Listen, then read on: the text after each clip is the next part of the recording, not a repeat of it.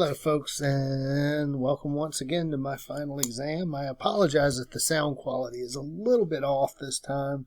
I had to stop and buy a mic quickly because I left mine at home. I'm actually on the road with a family emergency. So let's get started. This is my oral exam. The first course objective that I feel like I've really met is examining gifted program policies and procedures through multicultural frameworks. I've listed a few of our readings that we did, the facilitated readings. I found those to be really eye-opening in some cases. For example, Bernal with his 3 ways to achieve more equitable representation.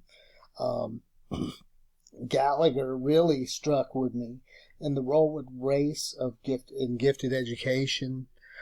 Suzuki, Meller, and Ponteroto I got to know quite well because I facilitated that discussion, and that one really kind of struck home for me the need for us to really reevaluate a couple of things that I'll get to in just a moment.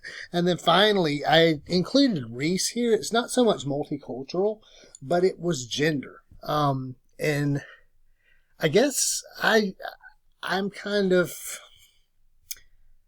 I get to view the world through my lens because I'm given kind of academic freedom at my school because my administrators know that I'm going to serve every child, and I'm going to serve every child exactly the same. I have a strong belief that every child can succeed. I am usually the advocate for the child that a teacher may not want to recommend for gifted testing. And half the time it's behavior, and it's not a big deal, but it's being made out to be one. That's kind of off topic, so let me get back to what I was saying here. These readings kind of struck home for me the 2 problems I already knew that we have in my school. And it kind of made me aware that it's more than just my school. 2 problems that I see. Number 1, getting teachers to refer to children that aren't white children. We'll just throw that out there. And number 2, once we do get the referrals, getting the least biased testing that we can. Because a lot of times when we throw out these children for referral, the first thing they want to do, ITBS and COGAT. And if they don't meet a certain percentage, we don't even want to look at it. They don't want to chase the extra cost of another test.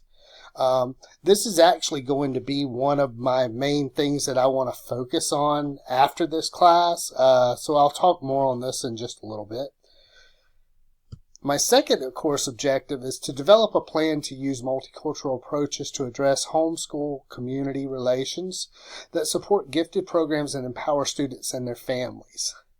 For this, I really want to take a socioeconomic approach.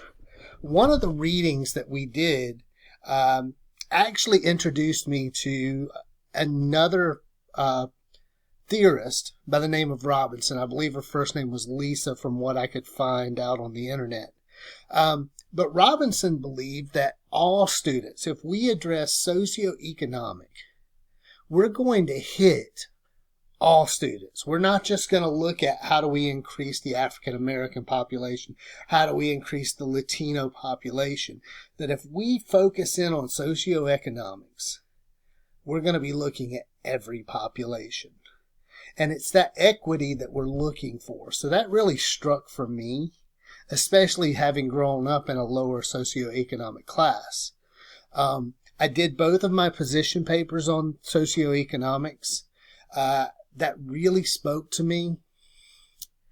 As I said, I grew up incredibly poor. The military was pretty much my only choice if I wanted to go to college. Having grown up in a town that even today has just 127 people in it. It's a small farming community. Everybody knows everybody. One of those deals. But Robinson said that by pairing off the socioeconomics, we already know that the highest, the majority of low socioeconomic class is African American. There are a larger percentage of African Americans below the poverty line than any other class, followed by Hispanics and then followed by whites. By serving socioeconomics, we can hit all three of those groups and hopefully pull them up into that area, and we'll see that representation grow if it's done correctly.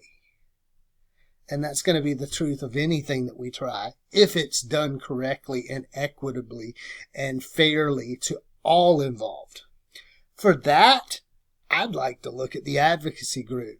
Dr. Grantham and his partners, when they wrote about parent advocacy, that really hit home for me.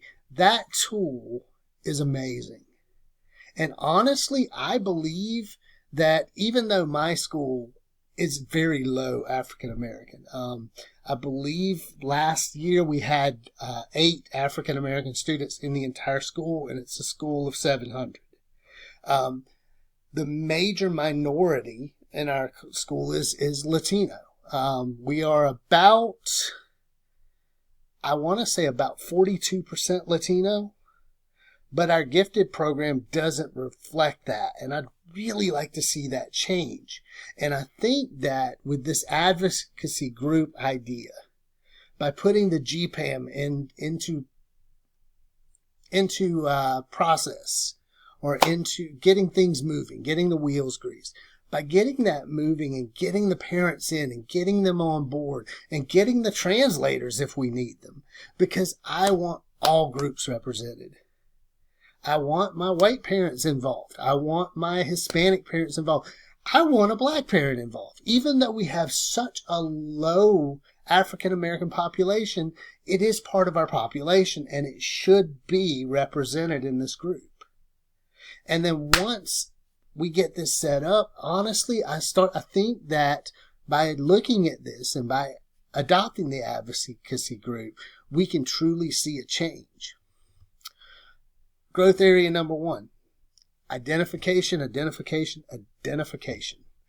That's my major goal. I want to work on identification within my school. One of the things that I want to do is I want to get involved with some of the cohorts of gifted endorsed teachers that sometimes meet in the county. They call it a search meeting. Dr. Sally Cursell usually leads these, or Dr. Lori Ecke. I'd like to get in touch with them, and I plan on it as soon as the school year starts, on how I can attend these meetings, because I want to pick their brains. I want to find out what other schools in the counties are doing as far as how do we get more of these students identified. Once that's done, I'd love to lead a professional development in my school where I talk to those teachers who don't understand the needs of gifted students. Those teachers that when it's time to recommend a gifted child, they automatically recommend that teacher pleaser that rarely ever tests in.